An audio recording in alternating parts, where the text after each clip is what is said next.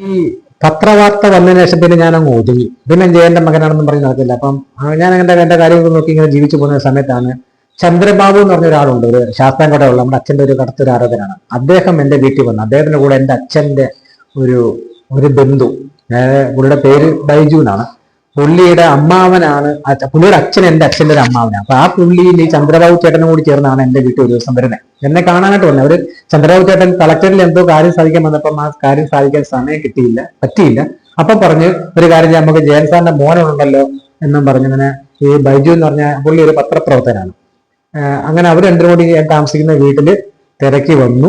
അപ്പൊ ഞാൻ ഇങ്ങനെ ദിവസം ഉച്ച ഊണ് കഴിഞ്ഞിട്ട് അങ്ങനെ ഞാൻ TV ഒന്നും ചെയ്യുന്ന സമയത്താണ് ഇവർ രണ്ടുപേരും വന്നു. എന്നെ കണ്ട് സംസാരിച്ച് കാര്യങ്ങൾ വെച്ചിട്ട് അവരെന്നോട് പറഞ്ഞു, മുരളി ഇനി ഇങ്ങനെ കഷ്ടപ്പാടും ദുരിതത്തിലൂടെ ജീവിക്കുന്ന ഒരാളല്ല. മുരളിയെ കണ്ടിട്ട് ഞങ്ങൾക്ക് മനസ്സിലാവുന്നുണ്ട് ഇത് കറക്റ്റ് ജയൻ സാറിന്റെ മകനാണ്. അതുകൊണ്ട് മുരളി രംഗത്ത് വരണം, ഞങ്ങൾ മുരളിയെ സപ്പോർട്ട് ചെയ്യും എന്ന് പറഞ്ഞപ്പോൾ ഞാൻ അവരോട് തൊഴുകയോടെ പറഞ്ഞാണ് എനിക്ക് ഒരു താല്പര്യമില്ല, എനിക്ക് ജയനും വേണ്ട, ജയന്റെ മകനും വേണ്ട, എനിക്ക് 2 മക്കളുണ്ട്, എനിക്ക് കൈത്തൊഴിൽ അറിയാൻ, ഞാൻ അതുകൊണ്ട് എന്റെ മക്കളെ ഒന്ന് പഠിപ്പിച്ച് രക്ഷപ്പെട്ടു പോയിക്കോട്ടെ, അതൊക്കെ കഴിഞ്ഞു, എന്റെ അമ്മ പറഞ്ഞിട്ട് ഒന്നിനും പോവില്ലെന്ന് കൊണ്ട് വേണം. ഈ ചന്ദ്രബാബു ചേട്ടനും ഈ ബൈജുവും ചേർന്ന് എന്നത് പറഞ്ഞു. എല്ലാം മുരളി, ഞങ്ങൾ ബൈജു എന്ന് പറഞ്ഞാൽ പുള്ളിക്കാരൻ പറഞ്ഞു, ഇല്ല മുരളി ഞങ്ങൾക്ക് എല്ലാം ഇത് അറിയാനാണ്, ഞങ്ങളുടെ കുടുംബക്കാരൊക്കെ എല്ലാം അറിയാം, അതുകൊണ്ട് മുരളി രംഗത്ത് വരണം. ഈ ആദിത്യനൊക്കെ കണ്ടില്ലേ കാണിക്കുന്ന അദ്ദേഹത്തിന്റെ പേരും പറഞ്ഞതുകൊണ്ട് രംഗത്ത് വരണം എന്ന് പറഞ്ഞാൽ അവരാണ് നിർബന്ധിച്ച് കൊണ്ടുവന്ന് കൊട്ടാരക്കര പൂവത്തൂർ ഉള്ള ഒരു മണികണ്ഠൻ എന്ന് പറയുന്ന ഒരു ചേട്ടനുണ്ട്. ആ ചേട്ടനെ ആയിട്ട് അടുത്ത ഒരു ഭ്രാന്തൻ ആരാധകൻ മണികണ്ഠൻ ചേട്ടൻ. ഒരു രക്ഷയില്ല, ഊണിലും ഉറക്കിലും ജയൻ എന്ന് പറഞ്ഞ പേരില്ലാത്ത ആ മനുഷ്യൻ ജീവിതമില്ല.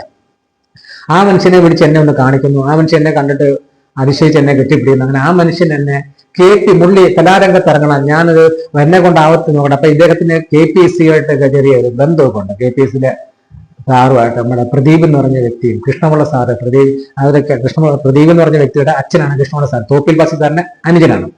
അങ്ങനെ തോപ്പിൽ ബാസി സാറിന്റെ കുടുംബമായിട്ടേക്ക് ഇവരെ അമ്മയും ആ അച്ഛനൊക്കെ തോപ്പിൽ ബാസി സാറിന്റെ വീട്ടിലെ കൃഷിപ്പണിയൊക്കെ ചെയ്ത പഴയ ആളുകൾ. അപ്പൊ അങ്ങനെ ഒരു ബന്ധമുണ്ട്. അപ്പം മണികണ്ഠൻ ചേട്ടൻ പറഞ്ഞു, മുരളി KPSCയിൽ ഞാനൊരു അവസരം മേടിക്കാൻ പറ്റും നോക്കട്ടെ പറഞ്ഞു. ഈ കൊട്ടാരക്കര പൂവത്തൂരുള്ള മണികണ്ഠൻ ചേട്ടനാണ് എന്നെ ആദ്യമായിട്ട് KPSCയിൽ കൊണ്ടുപോയി നാടകത്തിൽ ചേർക്കുന്നത്.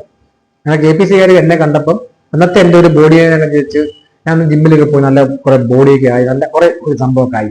വലിയ സംഭവം എല്ലാം നല്ല ആവശ്യമുള്ള അത്ര. അങ്ങനെയാണ് KPSCയിലേക്ക് മണികണ്ഠൻ ചേട്ടനാണ് നാടകത്തിൽ അവരെ മേടിച്ചത്. അന്ന് മനോജ് നാരായണൻ എന്ന് പറഞ്ഞ ഡയറക്ടറായിരുന്നു.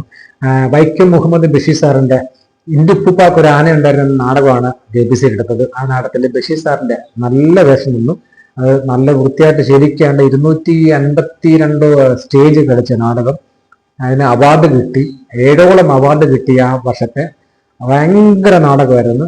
അങ്ങനെ ആ വേഷത്തെ കൊണ്ടുവന്ന് ഞാൻ നാടകത്തിൽ. അപ്പൊ എന്റെ അച്ഛന്റെ ബന്ധുക്കൾ തന്നെയാണ് എന്നെ വിളിച്ചിറക്കിയേക്കല്ല. ഞാനായിട്ട് പോയി ജയന്റെ മകനാണെന്ന് പറഞ്ഞ് ഇവരുടെ മുന്നിലും പിന്നിലും നിഴലായിട്ട് പോലും ഇവരെ ഉപദ്രവിച്ചിട്ടില്ല, ഒരു ശല്യം ഞാൻ പോയിട്ടില്ല.